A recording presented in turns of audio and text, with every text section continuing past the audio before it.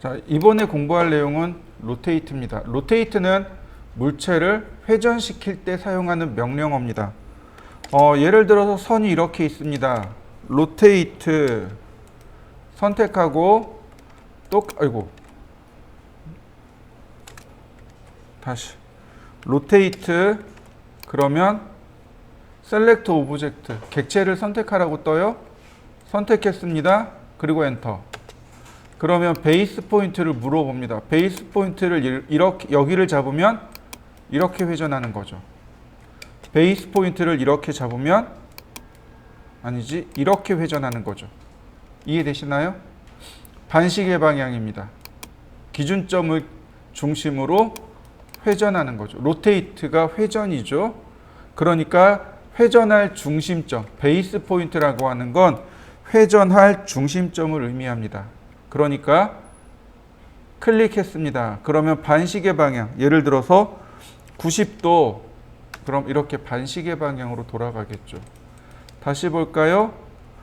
90도, 그러면 이렇게 반시계 방향으로 돌아가요.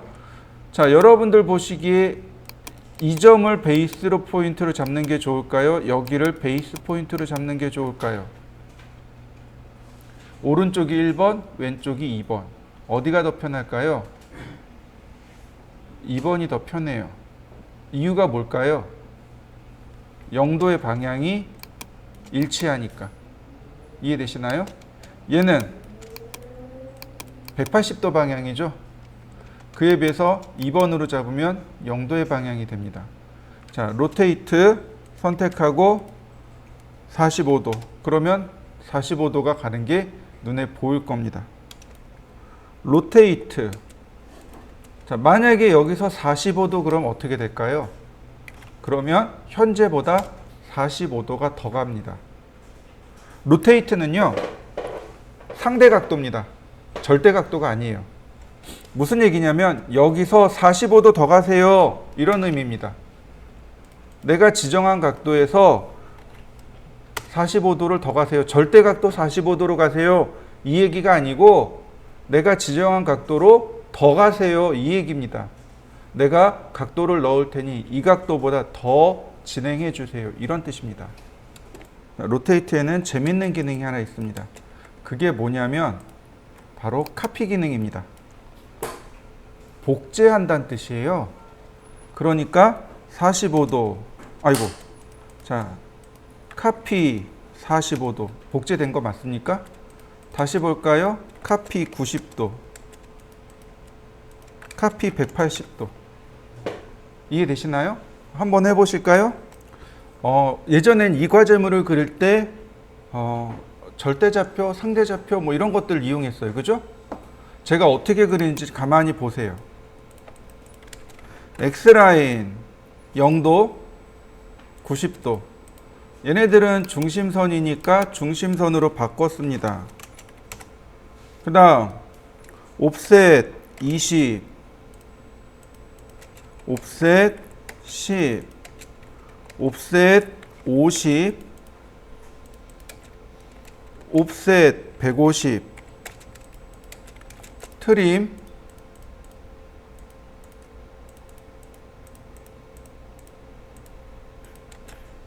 자, 그 다음에 하나만 바꿔볼까요? 매치 프로퍼틱스로 자, 가장 중요한 선들은 끝났습니다. 요 폭이 18mm죠? 그러니까 옵셋 18, 로테이트 현재 각도에서 어떻게 해요? 10도 더 진행한 거죠. 현재 각도에서 10도 마이너스가 되는 거죠. 필렛, 트림. 자, 어떤가요? 훨씬 더 쉬워졌죠. 자, 한번 볼까요? 자, 요과제물이죠.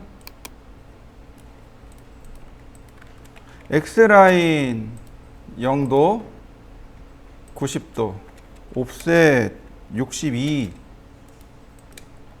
트림, 옵셋 30, 옵셋 10, 옵셋 39, 옵셋 41. 트림으로 이제 필요 없는 부분들 싹 정리하면 되겠죠. 서클, 그 다음 로테이트 몇 도예요? 카피 65도 맞나요? 네. 필렛, 아이고, 트림,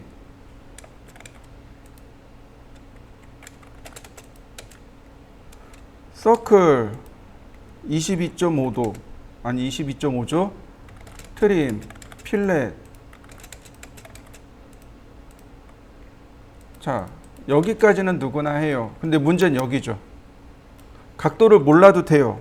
자, 여기서부터 이렇게 몇 도라고요? 101도죠. 그런데 지금 직각이니까 여기 90도죠. 101도에서 90도를 빼니까 11도네요. 로테이트. 자, 이렇게 가면 되죠. 11도. 맞나요? 그 다음 얘가 이쪽으로 37도죠. 로테이트, 카피 37도, 서클 10mm. 왜냐면 여기 선의 길이가 10mm죠. 네, 그 원을 그리면 돼요. 트림으로 잘라 봅시다. 그 다음에 어떻게 하면 될까요? 이동 툴이요. 이동. 여기 끝점이 여긴 거죠. 나머지 필렛으로. 그러면 상대 극좌표를 몰라도 우리는 로테이트만 가지고도 얼마든지 쉽게 해결할 수 있습니다. 한번 해보시죠. 지금 보시는 건 토지 이용 계획 확인서라는 겁니다. 여러분들이 건축을 하기 위해서 제일 먼저 봐야 될 서류 중에 하나입니다. 만약에 누군가 여러분들이 이곳에 집을 지어주세요 라고 하면 우리가 몇 가지 서류를 띄워봐야 되는데 그 중에 하나가 토지 이용 계획 확인서입니다. 반드시 보셔야 돼요. 머릿속에 집어 넣으셔야 됩니다. 보시면 뭐 신청인이 있어요. 누가 신청했냐 이거죠.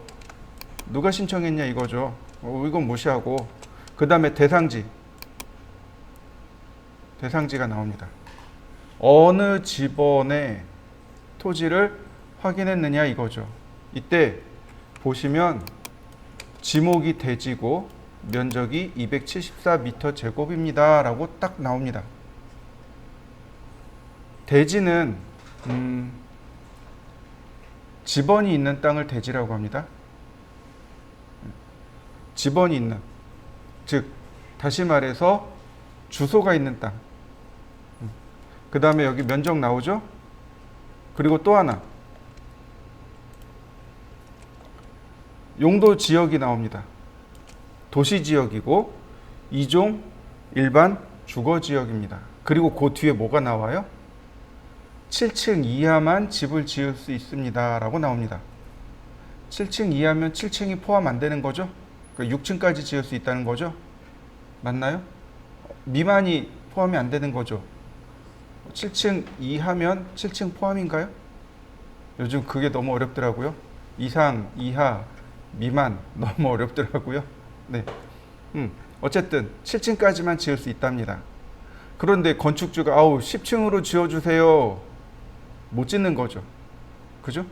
이걸 보고 확인하는 겁니다. 얘를 보고 확인하는 거예요.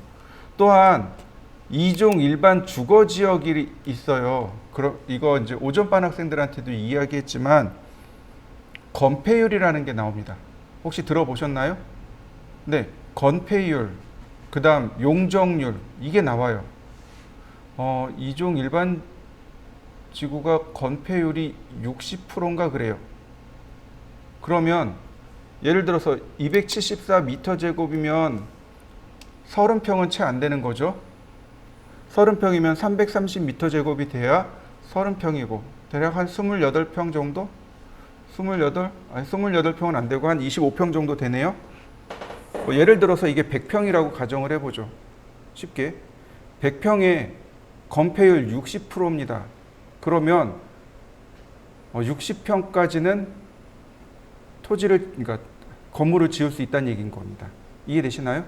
건폐율이 그러니까 건축 면적 비율이에요. 토지 대 내가 땅을 지을 땅에 올라갈 수 있는 건축 면적을 말하는 겁니다. 예를 들어서 30%예요. 건폐율 30%입니다. 그러면 건축 면적이 30%밖에 안 되는 거예요. 나머지는 어떻게 해요? 다 정원이나 주차장 등으로 다 바꿔서 써야 됩니다. 아마 60%인가 그런 걸로 알고 있어요. 그러니까 60%면 다시 말하면 40%, 약 40평 정도는 정원을 만들어야 된다는 이야기예요. 정원이나 주차장이나 이런 걸로 들어가야 되고 60%만 건물을 지을 수 있다는 이야기입니다. 이해되시죠? 근데 용적률까지 또 적용을 해줘야 돼요. 예를 들어서 용적률이 200%예요. 2배 담을 수 있다는 얘기잖아요. 그죠? 용적률은, 용적이라는 게 담을 수 있다는 얘기거든요. 담다라는 뜻입니다. 그러니까 200%면 2층까지 올릴 수 있다는 얘기예요. 그러니까 용적률이랑 건폐율을 보셔야 돼요. 나중에 이제 이거에 대해서 다시 설명드릴 겁니다. 용적률이 뭐고 건폐율이 뭐고. 어쨌든 이걸 보고 따지는 거예요. 아, 이거 2종 일반 주거 지역이네. 그럼 건폐율 얼마, 용적률 얼마일 텐데 이렇게 나와요. 이걸 보고 따지는 겁니다. 그 다음에 이 아래 보시면 용도지구나 도시계획 뭐 이런 거 없고 여기 2번부터 12번까지 군사시설이냐 농지냐 산림이냐 수도냐 이거에 따라서 개발이 되냐 안 되냐 이렇게 되겠죠. 이거 개발이 돼요 안 돼요? 이걸 따지는 겁니다. 그럼 이거에 따라서도 높이 제한이 있어요.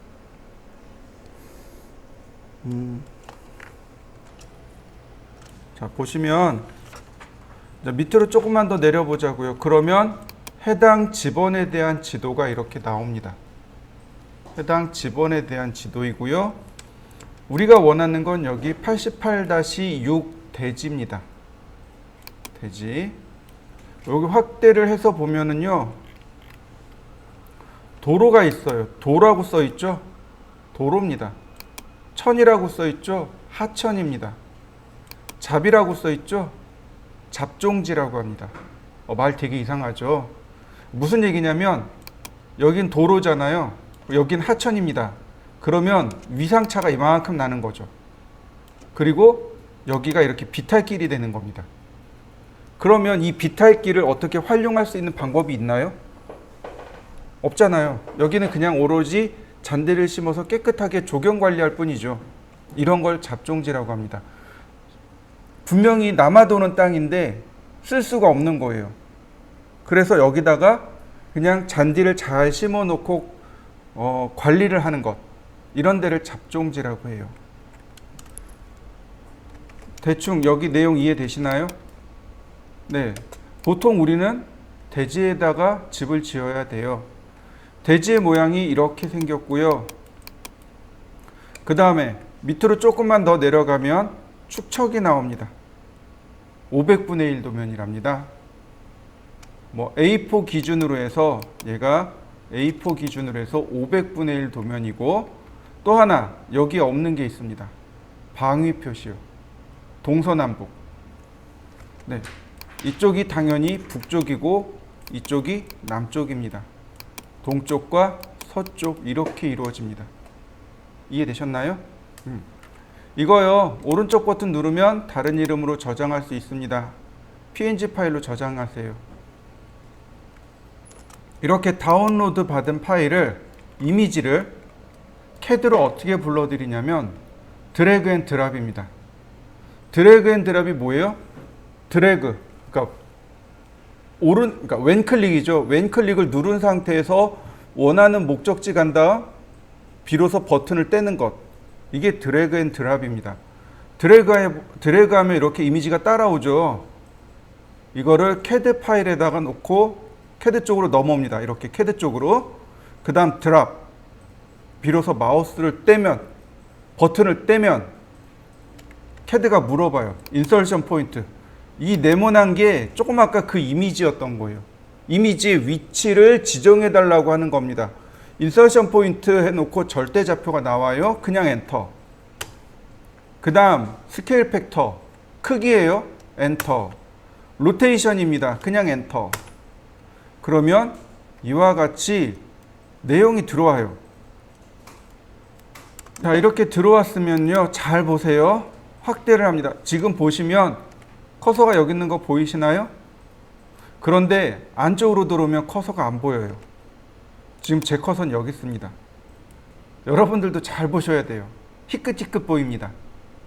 자, 저는 그나마 제 눈에 보이니까 확대. 그러면 선이 확대돼서 보이죠? 라인. 이 선의 중간 정도 되는 위치에다가 마우스로 클릭합니다. 그리고 다시 확대. 그러면 선의 중간을 통과하는 라인을 이렇게 그릴 수 있어요. 다시 보세요. 라인. 중간점에서 중간점으로. 다시 또 봅니다. 라인. 중간점에서 중간점으로. 다시 또 라인. 중간에서 중간으로. 네, 저는 이렇게 선을 따라 그렸습니다. 여러분들도 따라 그려 보시죠. 자, 이번엔 다시 불러드린 이 이미지를 지울 건데요.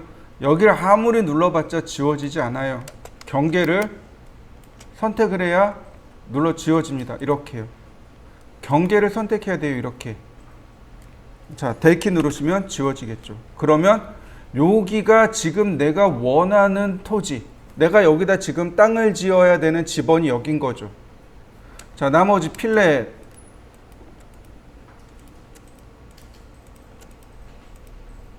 그러면 토지 정리가 끝났습니다. 물론 여기에 이제 스케일을 이용해서 크기를 맞춰줘야 돼요. 자, 근데 우리가 이제 배워야 될 게 이제 몇 가지가 더 있어요. 한 2가지 정도. 첫 번째, 방위 표시하는 방법을 알아야죠. 두 번째, 얘 영도로 맞추는 절대각도 쓰는 방법을 알아야 돼요. 2가지가 조금 필요합니다. 먼저 방위 그리는 방법부터 알려드리겠습니다. 간단해요. 서클 반지름 10mm짜리 원을 하나 그리세요. 반지름 10mm짜리인 원을 하나 그립니다. 그 다음 쿼드란트에서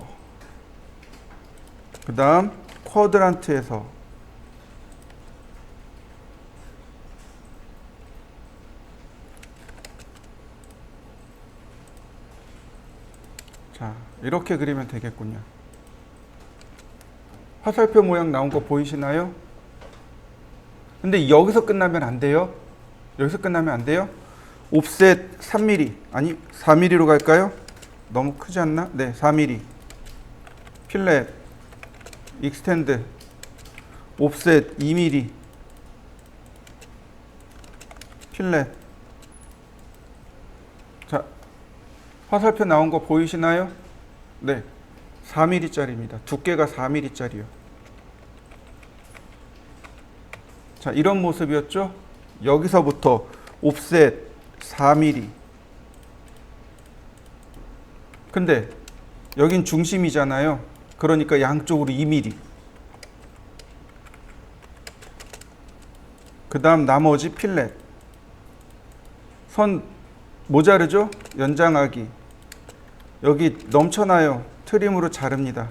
그 다음에 이 선은 지우면 돼요. 자, 빨리 그려보시죠. 이것만 있을까요? 자, 보세요. 서클 반지름 10. 각도를 15도로 바꿨습니다. 라인. 쿼드란트도 체크해야 되겠네요. 쿼드란트. 자, 라인.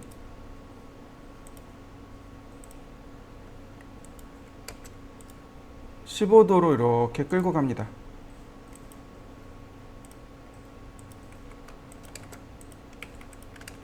라인.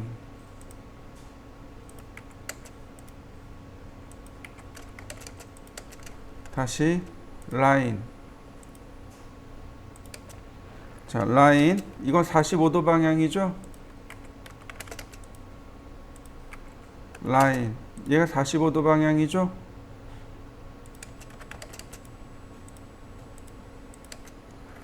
자, 여기서부터 갈까요? 아이고.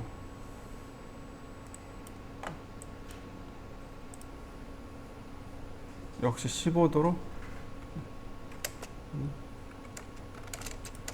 라인 미드 포인트에서 15도로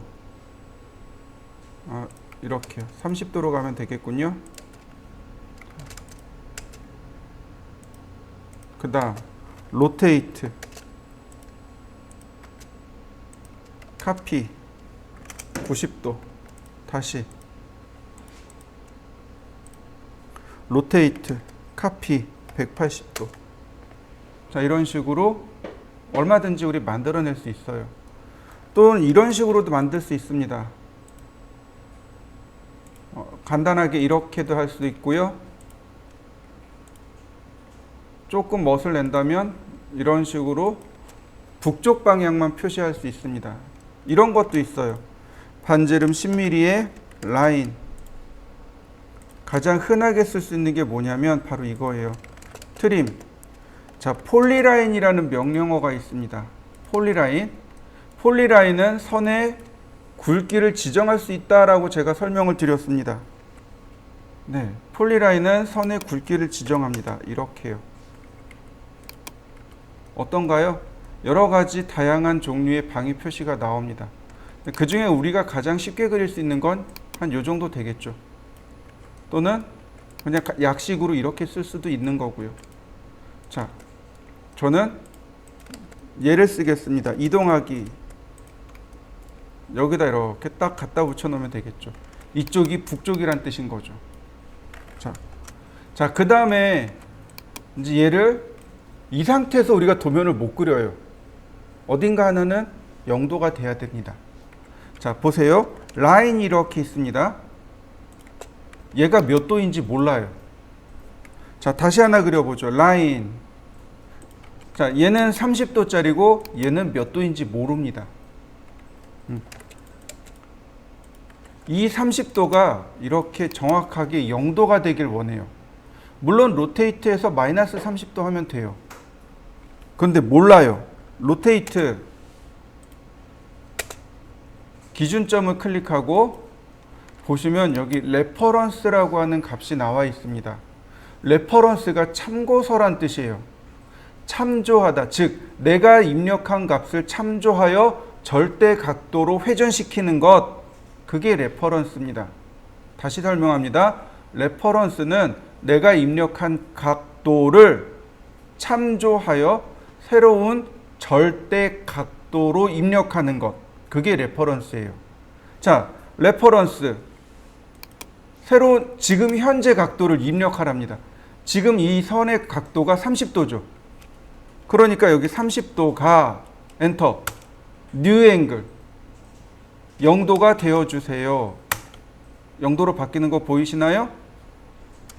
자, 이번에는 얘를 쓸 겁니다. 근데 얘는 각도를 모르잖아요. 첫 번째 왼쪽에 한 거는 각도를 30도로 지정해 놓고 했으니까 각도를 입력해서 했는데 오른쪽 거는 몰라요. 그냥 제가 선을 그렸으니까. 잘 보셔야 돼요. 로테이트 선택하고 엔터 베이스 포인트. 이렇게가 0도니까 베이스 포인트를 여기다 잡는 겁니다. 베이스 포인트. 그 다음에 레퍼런스. 아이고. 로테이트. 자, 레퍼런스. 지금 레퍼런스 앵글을 물어보고 있죠. 근데 지금 각도는 몰라요.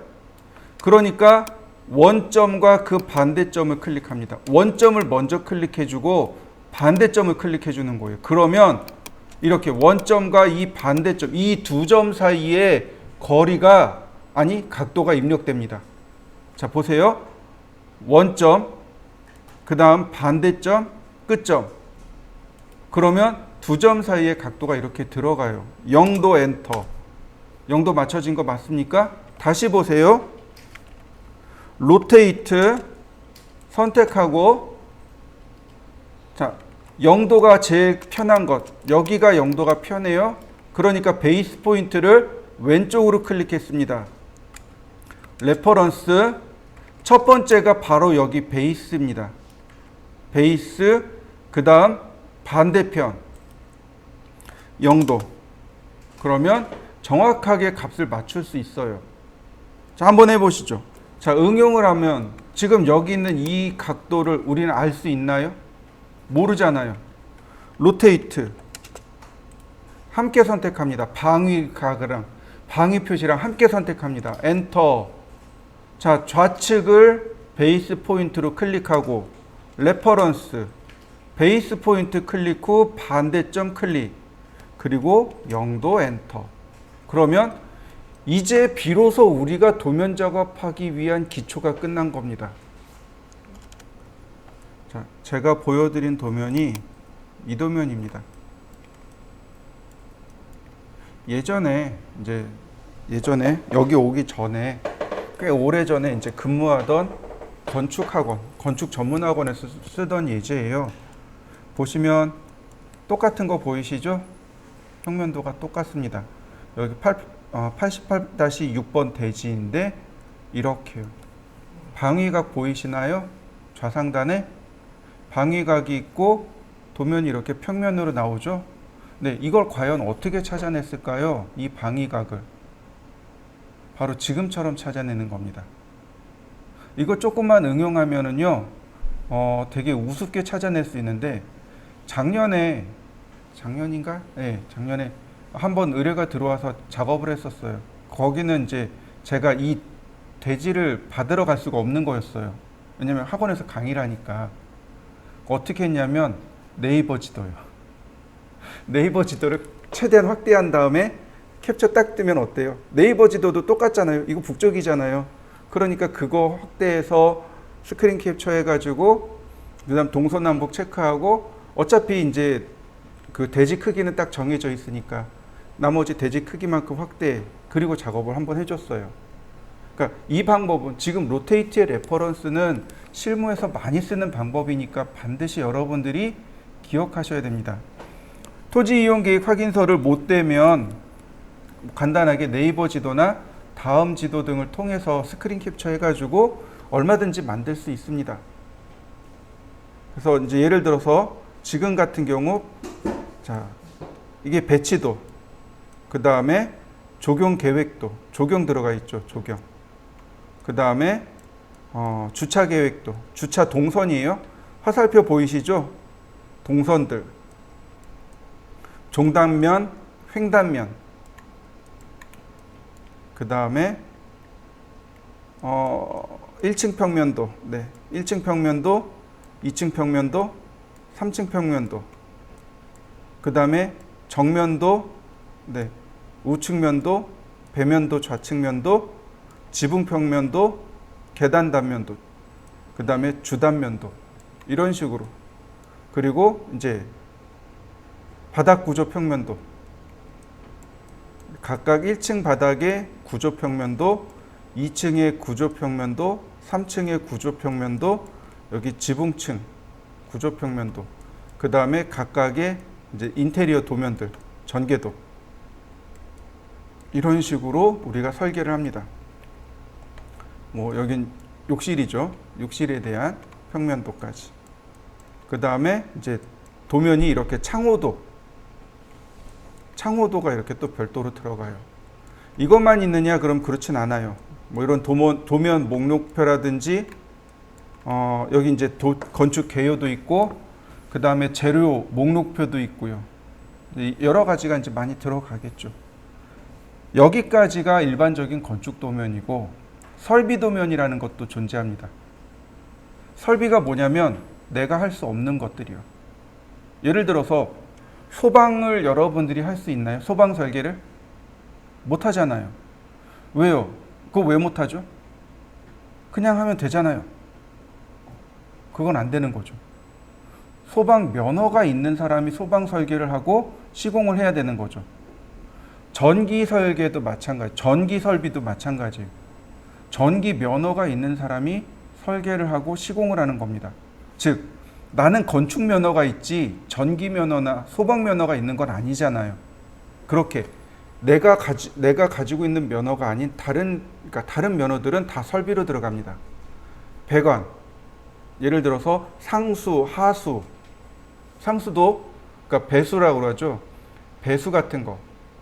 뭐 전기, 그 다음에 통신, 조명 이런 것들은 다 설비에 들어갑니다. 건물을 유지하기 위해서 들어가는 모든 것들 설비라고 해요. 자, 이번에는 스케일이라는 명령어에 대해서 알려드릴 겁니다. 스케일이요. 보시면 아까 쭉 적었지만 이제 로테이트까지 했습니다. 이제 스케일 명령어에 대해서 설명할 겁니다. 스케일은 사물의 크기를 조절할 때 사용하는 명령어가 스케일입니다. 자, 볼까요? 일단 서클 반지름 10. 얘는 반지름이 10인 원입니다. 제가 여기다가 반지름을 이렇게 표시해 놨습니다. 반지름 10 맞죠? 스케일. 그럼 역시 선택해 달라고 해요. 선택합니다. 엔터. 베이스 포인트. 기준점이요. 어딘가 중심이 돼서 커지거나 작아지거나 해야 됩니다. 그 커지거나 작아지거나 하는 포인트. 네. 자, 원의 중심을 삼았습니다. 그럼 커지는 거 보이시나요? 네. 여기서 물어보는 게 바로 스케일 팩터입니다. 몇 배 키울 겁니까? 네. 5배요. 자, 5배 키우니까 50 맞나요? 여러분들도 한번 해보시죠. 키우는 건 어렵지 않아요. 그럼 줄일 수도 있지 않을까요? 스케일. 베이스 포인트 지정하고 여기다가 줄일 겁니다. 5분의 1. 1 나누기 5. 5분의 1이죠? 그럼 다시 10으로 되돌아가겠군요. 네, 이렇게 분수를 이용하면 금방 조절할 수 있어요. 그러면 이번엔 이렇게 해보죠. 렉탱글 골뱅이 420, 297. 자, 420에 297. 이거 A3 사이즈 맞나요? 옵셋 10mm. 테두리 선까지 미리 딱 그려놓고 시작합니다. 스케일. 좌하단점 클릭하고 몇 배 키울 건지를 지정하시면 됩니다. 예를 들어서 40배. 그러면 축척 40분의 1 도면이 만들어집니다. 여러분들이 시험을 보게 될 때요, 도면을 2개 그려요. 하나는 단면 상세도를 그리고 하나는 인면도를 그립니다. 2개를 그려요. 단면 상세도는 1대 40이고 인면도는 1대 50입니다. 딱 정해져 있어요. A3 사이즈의 1대 40 하나, A3 사이즈의 1대 50 하나, 이렇게 2개 그립니다. 그러니까 이 방법을 반드시 기억하셔야 되겠죠. 자, 한번 해보시죠. 자, 1대 40 도면 하나 그려보시고 그 옆에다가 1대 50 도면도 하나 더 그려보시면 좋겠습니다. 여기에다가 하나 더 만들 건데 스케일 기준점 잡고 카피. 카피는 복제한다는 얘기죠. 네, 복제하고 그 다음에 하나를 더 만들어야 되는데 몇 배를 키워야 되는 거죠? 애매하잖아요. 가만히 보세요. 여기 레퍼런스 보이시나요? 네, 이 레퍼런스로 작업할 수 있습니다. 자, 레퍼런스 현재 축척이 얼마라고요? 40이요. 내가 원하는 건 50이요. 자, 그러면 이동해 볼까요? 자, 제가 이렇게 이동했습니다. 자, 혹시 또 모르니까 제가 옆에다가 하나 더 그려보죠. 렉탱글 골뱅이 420, 297 옵셋 10mm 스케일 50배. 어떤가요? 2개가 똑같은 거 맞습니까? 네, 레퍼런스를 이용해서 얼마든지 복제를 해낼 수 있습니다. 레퍼런스가 참조하다라는 뜻이잖아요. 축척을 참고한 겁니다. 길이를 참조하지 않고 우리가 참조할 수 있는 거 1대 40에서 1대 50으로, 그럼 40이 50으로 바뀐 거죠. 네, 바로 이렇게 축척을 사용하지 않고도 얼마든지 만들어낼 수 있어요. 이거 엄청 많이 사용합니다. 이거 반드시 기억하셔야 돼요. 자, 이번에는 자, 도면을 보시면 대지가 16,950입니다. 17,000이죠. 17,000이면 17m란 뜻이죠. 뒤에 공 3개를 빼면 미터예요. 자, 보시면 숫자가 나오는데 우리가 천 단위 자릿수를 찍는 건 빨리 읽고 편하게 읽으란 뜻이죠. 네, 천 단위 자릿수에서 공 3개를 뺍니다.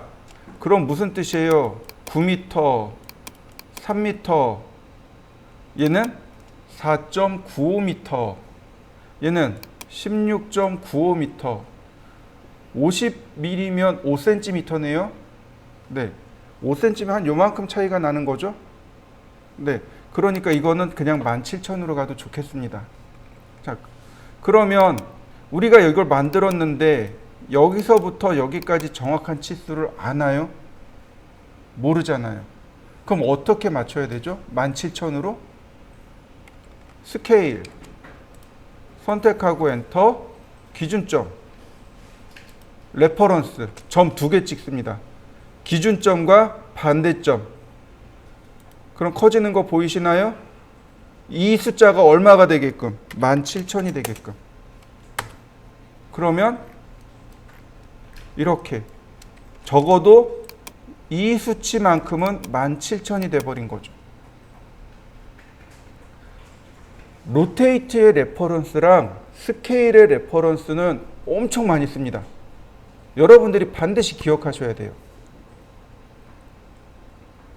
지금 보시는 게 이제 제가 개인적으로 의뢰받아가지고 도면 그린 거예요. 보시면 이제 이런 부분들, 이런 책상이랑 의자들 있죠. 여기가 프랜차이즈거든요. 프랜차이즈다 보니까 프랜차이즈에서 쓰이는, 본사에서 쓰는 책상하고 의자들이 있어요. 근데 이분들이 도면을 딱 쓰세요라고 주면 좋은데 우리가 협력사가 아니다 보니까 안 줘요. 깝깝해 죽겠더라고요. 어떤 파일이 오냐면 PDF 파일이 옵니다. PDF면 전자문서잖아요. PDF 파일이 와요. 그러면 그걸 어떻게 하냐면 PDF 파일을 일러스트레이터로 불러드려요. 그 다음 일러스트레이터를 다시 DWG로 바꿉니다. 그리고 불러드린 거예요. 사이즈가 맞을까요? 안 맞을까요? 안 맞아요. 근데 얘는 사이즈 맞췄잖아요. 어떻게 맞췄을까요? 스케일 레퍼런스요. 가로 세로 비율은 맞아요.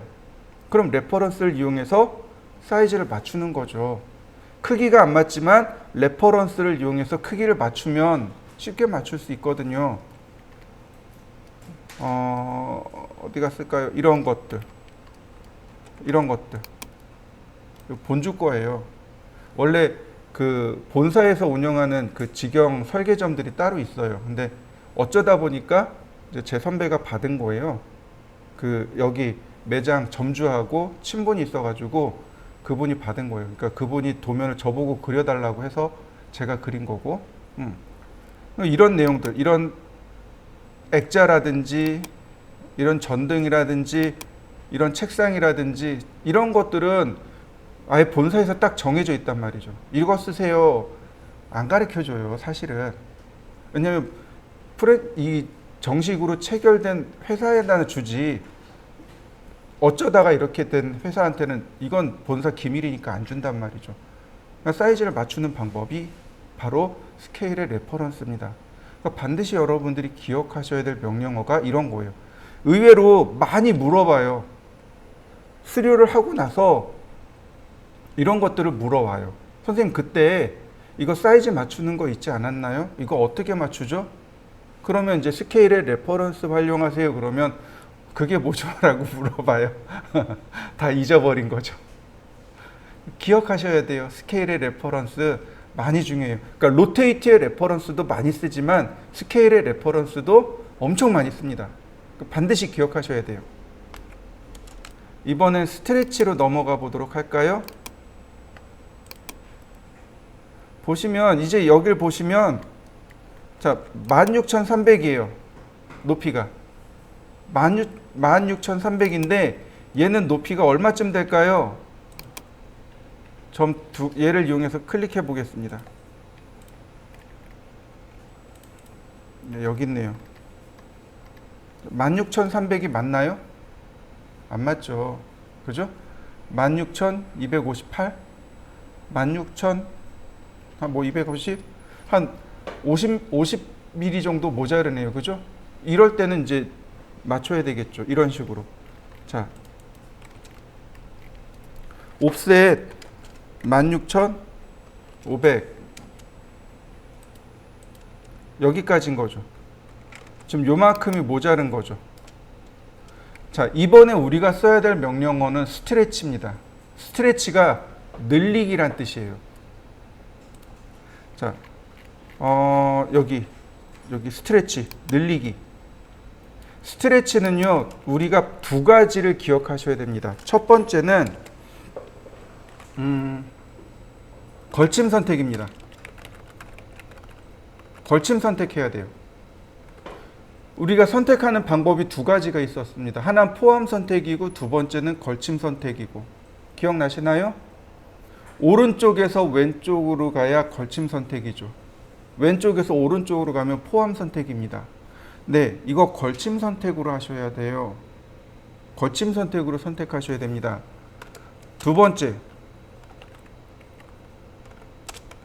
선의 끝점을 포함해야 합니다. 중간이 포함되면 스트레치가 안 일어나요. 자, 확인시켜 드릴게요. 자, 일단 새로운 도면 하나 띄웠고요. 렉탱글. 자, 스트레치. 이거 포함 선택이죠. 자, 분해해 볼까요? 스트레치 포함 선택입니다. 안 돼요. 스트레치 포함 선택입니다. 안 돼요. 이거 늘어난 거 아니잖아요. 이동된 거잖아요. 스트레치. 자, 걸침 선택인데 끝점이 들어갔나요? 안 들어갔어요. 이거 안 돼요. 스트레치. 걸침 선택인데 지금 끝점 들어간 거 맞습니까? 여기 끝점하고 여기 끝점 들어가 있죠? 네. 엔터. 늘어나는 거 맞나요? 스트레치.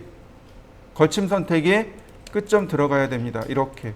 걸침 선택에 끝점 하나 들어가 있죠? 네, 이렇게 돼요. 걸침 선택에 끝점이 한 개 이상. 그러면 이와 같이 스트레치가 됩니다. 여러분들도 한번 해보시죠. 자, 스트레치를 다시 한번 볼까요?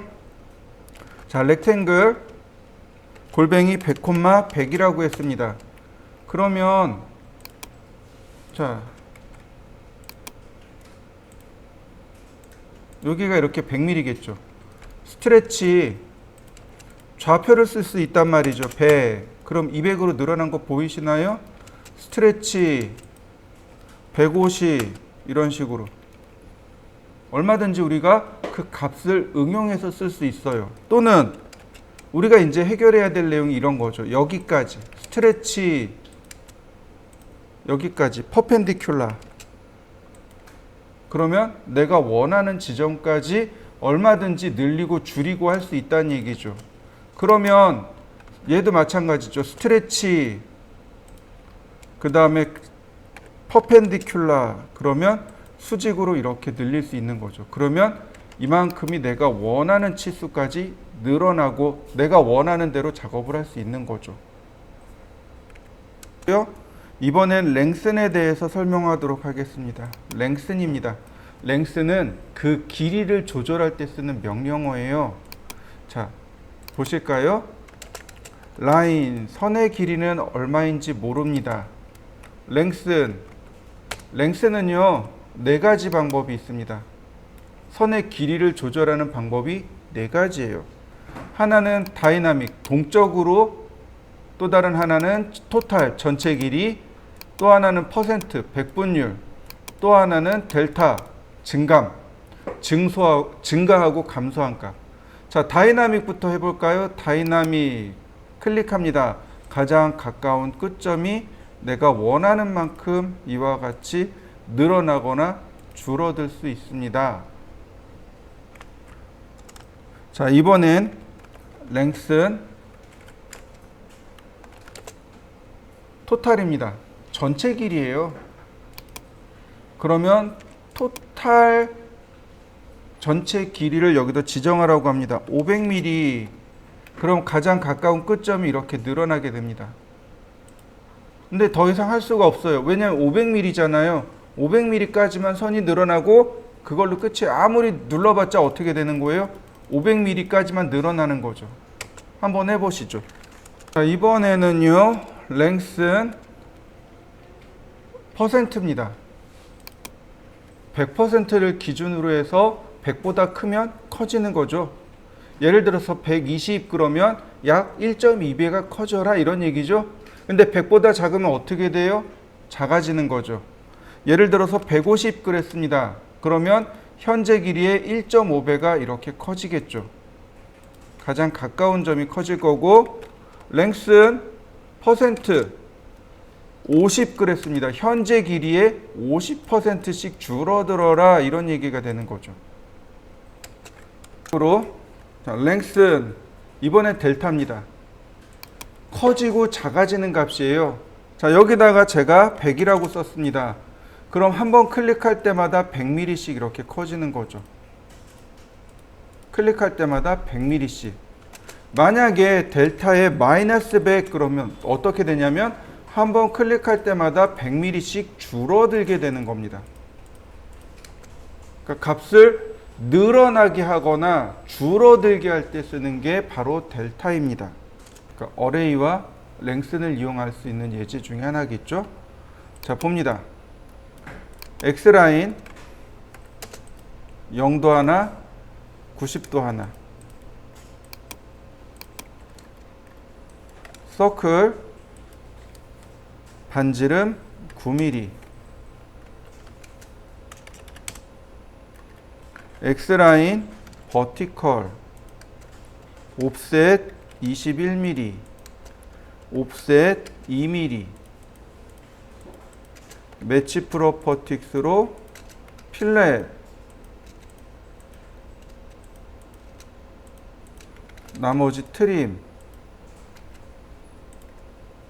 다시 옵셋 15mm 옵셋 17.5mm 자 매치 프로퍼틱스로 자 서클 반지름 6mm, 서클 반지름 8mm, 라인 탄젠트에서 탄젠트로 다시 탄젠트에서 탄젠트로 트림으로 잘라내면 되겠고요. 자, 여기도 트림으로 제가 이와 같이 잘라냈습니다. 선 딱 맞췄죠? 그 다음 서클 반지름 53.5 서클 반지름 60 옵셋 24 나누기 2 자, 매치 프로퍼틱스 필렛 트림 다시 트림 아니 트림 좀 이따 하고요. 자, 그 다음 어레이 여기 하기 전에 선이 조금 더 삐죽삐죽 나가야죠. 그래서 우리 어떻게 했나요? 옵셋 했죠. 3mm 옵셋 했잖아요. 자, 랭슨 델타 3mm 옵셋을 이제 안 해도 되는 거죠. 어레이 폴라 어레이 중심점 지정하고 수량은 4개 다시 어레이 선택하고 중심점 폴라 어레이 중심점 지정하고 수량은 12개. 네. 그 다음 트림으로 마지막 랭슨 델타 3mm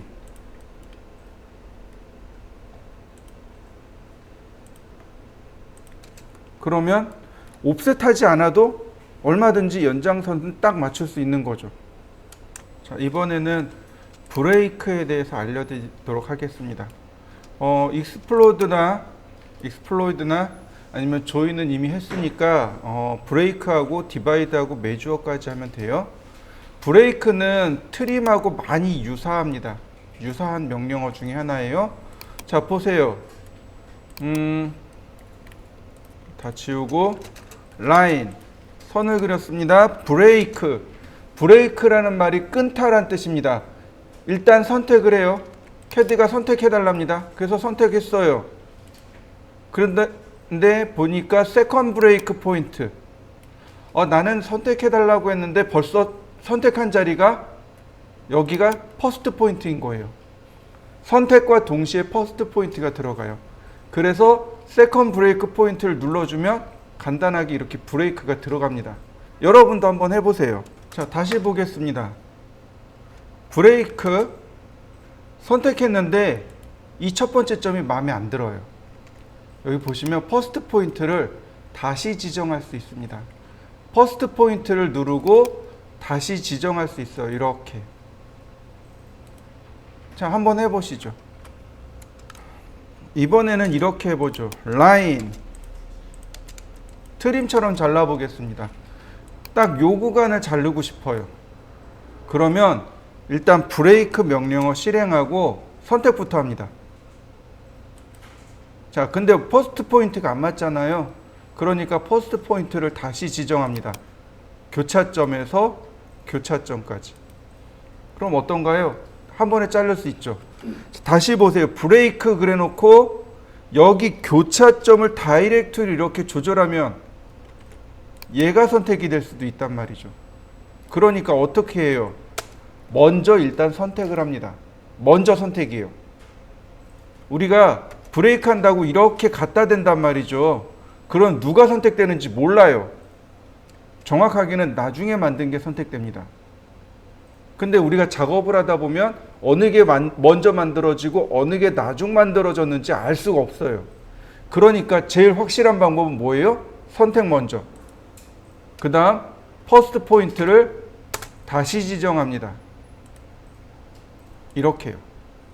한번 해보시죠. 이런 것도 돼요. 내가 원하는 건 여기와 여기를 끊고 싶습니다. 그래서 여기는 실선, 여기는 은선 이렇게 바꾸고 싶어요. 자, 브레이크 선택하고 퍼스트 포인트 교차점이죠. 근데 세컨드 포인트도 다시 교차점을 클릭합니다. 그러면 이렇게 한 자리가 끊어지게 돼요. 그럼 어떤가요? 서로 하나로 끊어지죠. 이걸 뭐라고 하냐면 한 점 브레이크라고 합니다. 한 점으로 끊어진다고 해서 한 점 브레이크인데, 자, 다시 화면을 보세요. 아직 하지 마시고, 자, 모디파이 명령어에 보시면 여기 두 개가 있죠. 여기 아랫줄에 두 개가 있는데 두 개가 둘 다 브레이크예요. 왼쪽에 있는 게 두 점 브레이크고 오른쪽에 있는 게 한 점 브레이크입니다. 그래서 얘를 쓰면 편해요. 선택하고 끊어질 자리 클릭. 그러면 바로 이렇게 한 점 브레이크가 들어갑니다. 그러니까 모디파이에 이 한 점 브레이크 바로 얘를 쓰면 편해요. 한번 해보시죠. 자, 이번엔 포인트에 대해서 설명드리겠습니다. 포인트하고 P타입 두 개를 설명할 겁니다. 여기 4개예요. 총 4개입니다. 포인트 P타입입니다. 보세요. 포인트라는 명령을 이용해서 화면을 꾹 클릭해 보세요. 이 자리에 점이 하나 이렇게 추가됐습니다. 아마 화면상으로는 안 보일 거예요. 여러분들 컴퓨터에 한번 찍어 보세요. 포인트 클릭. 그러면 이와 같이 점이 찍히게 됩니다. 점이 찍힌 거 확인해 보셨나요? 포인트는 화면에 점을 생성시켜주는 명령어가 포인트입니다. 이걸로 끝. 무지하게 쉽죠? 자, P타입이라는 명령어가 있습니다. P타입은 포인트 타입의 약자예요. 즉 점의 모양을 바꾸는 명령어입니다. 보시면 이렇게 생겼어요. 바로 요 모양으로 만들어져라 이렇게 돼 있는 겁니다. 그런데 제가 눈에 잘 띄라고 이렇게 선택을 했습니다. 얘를 선택을 했어요. 얘를 선택했습니다. 그리고 OK. 포인트 만들어진 거 보이시나요? 포인트.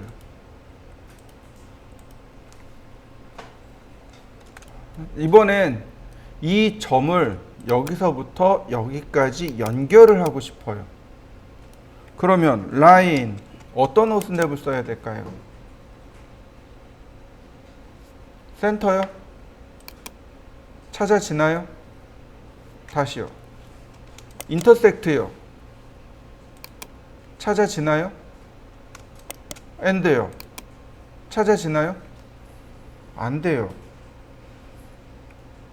분명히 여기 원도 있고 교차점도 있는데 안 돼요. 자, 이렇게 보시면 됩니다. 지금 우리 눈에 보이는 얘는 점이 아니에요. 얘는 점이 아닙니다. 그럼 뭐예요? 얘는 이 자리에 점이 있다라고 보여주는 겁니다. 이해되셨나요? 이렇게 보시면 돼요. 바다에 나가면 부표라는 것이 있습니다. 부표의 역할이 두 가지가 있어요. 인근 연안에 보면 부표가 둥둥둥둥 떠 있을 거예요. 그 뭐냐면은 그 부표 밑에 암초가 있다는 뜻이에요. 그게 첫 번째 역할이고, 조금 더 멀리 나가면 어부들이 그물을 내리고 그 끝에 부표를 달아서 내려놓습니다. 그리고 어부들이 뭘 해요? GPS를 체크해 놓는 거죠. 그리고 하루나 이틀 혹은 3일 있다가 다시 그 GPS를 쫓아갑니다. 그럼 그 근방 어디 있는 거죠? 그 GPS를 찾아가지고 뭘부터 건지면 돼요? 부표부터 건지면 되는 거죠. 그러면 그 부표의 역할은 뭐예요? 이 부표 밑에 뭐가 있다? 그물이 있다. 그러니까 부표의 역할은 뭐예요? 부표 밑에 뭔가 있다는 얘기예요. 얘가 바로 부표예요. 이거 밑에 뭐가 있다고요? 점이 있다고요. 부표가 그물은 아니잖아요. 얘가 점은 아니에요. 그러니까 이 모양 밑에 뭐가 있다고요? 점이 있다라는 뜻입니다. 그래서 우리가 써야 될 오스냅이 바로 노드입니다. 노드. 노드가 점을 찾는 오스냅입니다. 점이에요. 점. 노드가 점이란 뜻입니다. 자, 보세요. 라인, 그 다음에 노드. 찾아지는 거 맞나요? 네. 노드를 쓰시는 겁니다. 점을 찾는 오스냅, 노드.